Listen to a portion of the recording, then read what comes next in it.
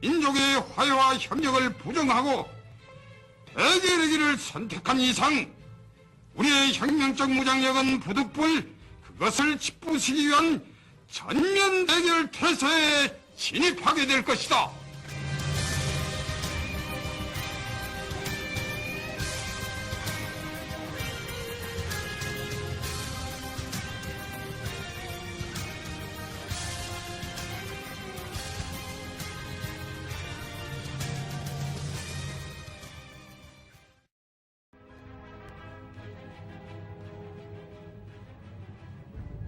여러분은 우리나라에 핵전쟁이 일어날 수 있다고 생각하십니까?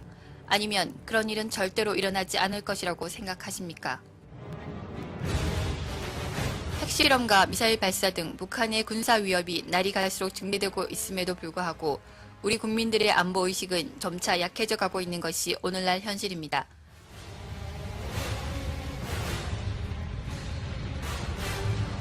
그러나 북한은 핵탄두를 탑재할 수 있는 사거리 300에서 500km의 스커드 미사일을 보유하여 언제든지 남한 전역에 핵무기를 투하할 수 있는 능력을 보유하고 있으며 더욱 분명한 사실은 북한이 배치한 탄도미사일 대부분이 남한을 겨누고 있다는 것입니다.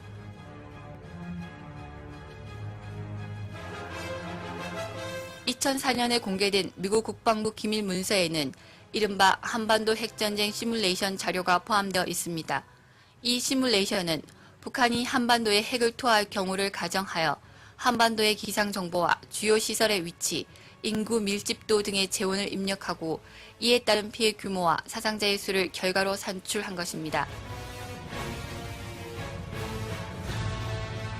지금부터 여러분은 미국 국방부에서 공개한 핵전쟁 가상 시뮬레이션을 직접 눈으로 보게 될 것이며 그 결과는 여러분이 상상하는 것 이상으로 충격적일 것입니다.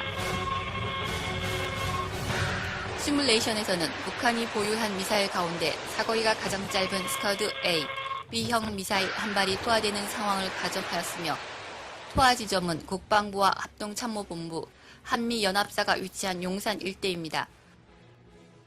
또한 핵무기의 위력은 1945년 미국이 일본 히로시마에 투하한 TNT 15킬로톤 위력과 동일한 것으로 가정했습니다.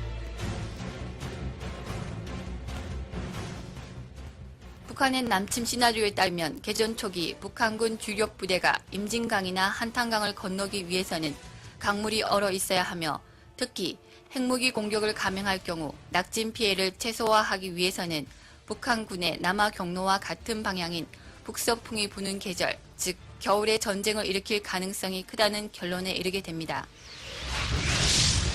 북서풍이 부는 겨울, 서울의 중심부인 용산 한복판에 TNT 15킬로톤의 북한 핵미사일 한 발이 폭발한다면 과연 어떠한 일이 벌어질까요? 우선 폭발 지점으로부터 반경 1.8km 내의 모든 물질은 순식간에 녹아서 증발해버리게 됩니다.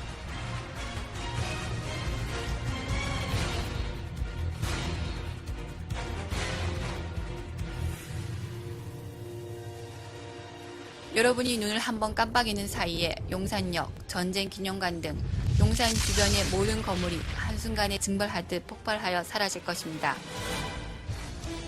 또한 반경 4.5km 내의 경복궁, 서울역, 시청, 광화문 등은 거대한 폭발력에 의해 휴지 조각처럼 찢겨져 나갈 것이며 서쪽으로는 마포와 서교동, 여의도, 동쪽으로는 반포와 압구정, 청담동 일대, 남쪽으로는 상도동 및 동작동 일대가 대부분 파괴될 것입니다.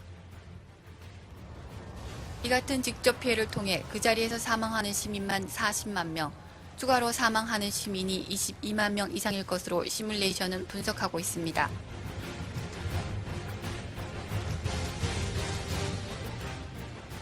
그러나 피해는 여기서 끝난 것이 아닙니다. 폭발로 인해 발생한 낙진에는 방사성 물질이 포함되어 있어 여기에 오염된 시민들은 엄청난 고통 속에 죽음을 맞이하게 됩니다. 인체에 주는 피해 정도에 입각한 방사선량의 단위를 램이라고 하는데 200램 이상의 범위에 있던 사람의 경우 혈액 이상으로 2주에서 6주 사이에 최대 90%가 사망하게 됩니다. 또한 0.5램 정도의 극소량에 노출되어 살아남았다고 하더라도 평생을 방사능 후유증 속에서 고통스럽게 살아가야 할 것입니다. 이렇듯 핵폭발로 인해 최악의 경우 서울 인구의 10%인 125만 명의 사망자가 발생한다는 결론이 나오게 됩니다.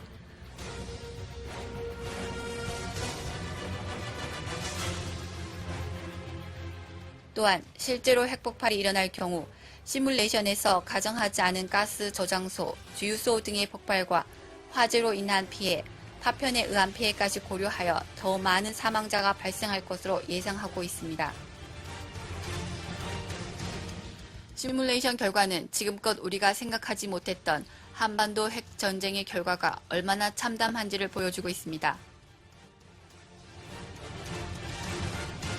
핵무기가 한반도 지역과는 전혀 무관하다는 생각, 나아가 통일이 되면 우리 무기가 된다는 무모한 환상에서 빨리 깨어나야 합니다. 북한의 핵실험과 탄도미사일 시험 발사는 한반도 적화 통일이라는 오직 하나의 목표를 위한 것이며 그대로 방치할 경우 그 엄청난 고통을 감내해야 하는 것은 바로 우리 자신임을 잊지 말아야 하겠습니다.